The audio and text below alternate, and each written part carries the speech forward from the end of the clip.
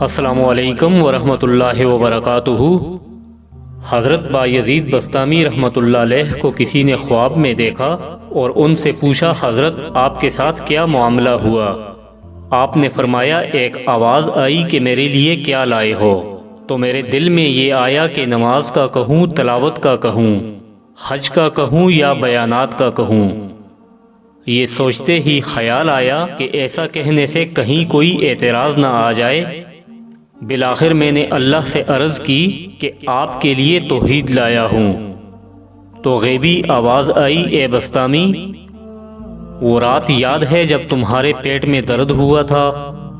تم سے پوچھا گیا کہ درد کیوں ہوا؟ تو تم نے کہا تھا کہ دودھ پینے کی وجہ سے ہوا ہے۔ ارے دودھ میں کیا طاقت ہے کہ وہ درد پیدا کرے؟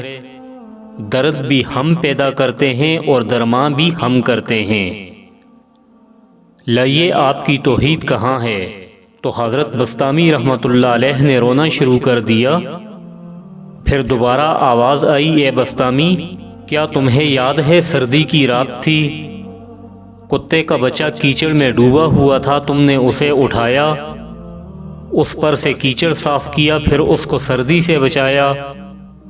تمہارے اس عمل سے اس بے زبان کو ایک نئی زندگی ملی۔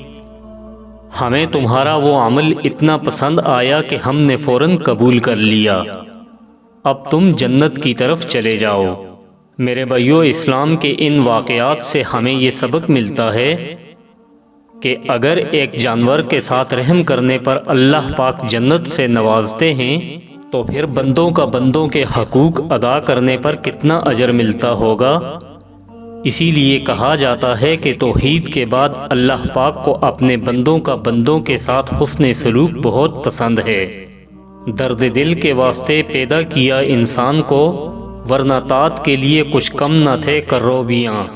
اللہ پاک کہنے والوں اور سننے والوں کو ان واقعات کو سمجھنے اور ان پر عمل کرنے کی کامل توفیق عطا فرمائے۔ اگر آپ کو یہ ویڈیو اچھی لگی ہے تو اسے لائک کر دیجئے، اگر چینل کو سبسکرائب نہیں کیا تو پلیز سبسکرائب کر دیجئے۔ والسلام۔